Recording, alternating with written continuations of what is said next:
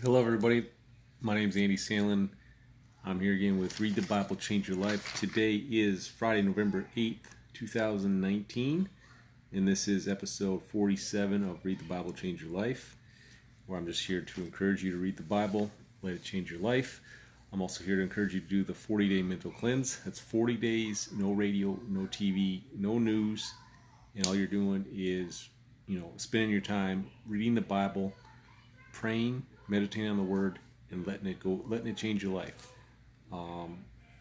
Accept the Word in your heart. Every day, just while you're reading, accept it. Ask God to, what is He trying to say when you read the Bible? What are you trying to teach me here today, God? Why are you telling me this? And I just want to encourage you to read the Bible. The 40-day mental cleanse is we're on our second 40-day mental cleanse. The first one we did the whole New Testament in 40 days. It's only about 7 chapters a day. You can go through the whole New Testament. I highly recommend it. Since I've done that so many times on my own, I decided I wanted to switch it up. And I'm doing, for this 40-day mental cleanse, we're doing the first 5 books of the Bible. Genesis, Exodus, Leviticus, Numbers, and Deuteronomy. I've never read these chapters back to back to back, so I'm very excited. Doing a lot of research, a lot of YouTubing, just because there's stuff, I want to see what the commentators say, or the theologians, the scholars have to say regarding the stuff I'm reading. So it's fun every day. I'm waking up and I'm like, okay, what am I going to learn today? What am I gonna, what's God got in store for me today? What do I need to learn? What do I need to apply to my life? What do I need to change in my life? I feel like God's constantly trying to, like we're a piece of art, and God's constantly trying to chisel us to be into perfection. Obviously, that'll never occur until we die. When we go to heaven, we will be perfect in our perfect form. But the more time we spend in the Word, the more time we spend in prayer, and we shut out the world, it's giving God more time to chisel out everything that doesn't belong in your life. God has a plan for you. You have a Creator. You're here for a reason. You're here to do God's will. You have a seed in you, and when you read the Bible, pray, shut the world out, you allow that seed to grow, and I believe that's your will. I believe everyone's here for a reason, and I believe it's to do the will of God, so whatever that may be in your life. So today, for the mental cleanse, we went through Genesis 31 through 35, and we're going to focus on Genesis chapters 32 when Jacob struggles with God, or wrestles with God. So this is what I wrote down. First off, today I was home, like watching my boys, and I had 0 distractions, unlike yesterday. I detailed that yesterday, and I really had the mental clarity.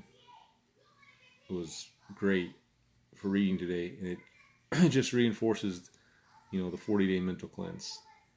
Shutting off all the talking noise, all the nonsense that comes with watching the news or watching ESPN, or watching Real Housewives or Ozark. Anything that's going to take up space in your mind that has nothing to do with your purpose, has nothing to do with your relationship with God. It's all it is it's just taking up space in your head.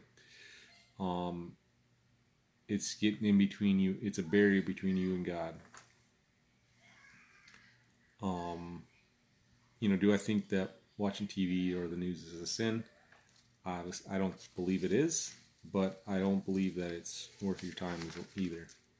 So anyways, the main story of these chapters that most people talk about is Jacob wrestles with God, chapter 32, and sees the face of God. And this is where God renames Jacob to Israel. We all wrestle with God on a daily basis. My big wrestling match of my life with God is when I chose not to pursue Jesus and His will for my life. I decided to pour my life into building my business, building my own Tower of Babel, so people could see that I made a name for myself. We covered that earlier episode. God saw how I not chosen the path, His path for me, and I believe He gave me a little bit of success just to show me that worldly success will never give me completeness or peace. You know, I had this number in my head of how much money I want to make a year, and I was like, surely that will bring me contentment. I mean, it was literally like a dream. Like, I was like, if I can make this, then surely nothing. I'll be happy. I'll have everything I ever wanted, and obviously, so anyways, He gave me a little bit of success just to show me that worldly success will never give you completeness and peace. Like I said, I had a number of how much money I wanted to make, and I thought that would make me happy and have everything I wanted. What I got was a feeling that I needed more. That number was not enough, even though I swore that the number was going to be enough. It was not enough.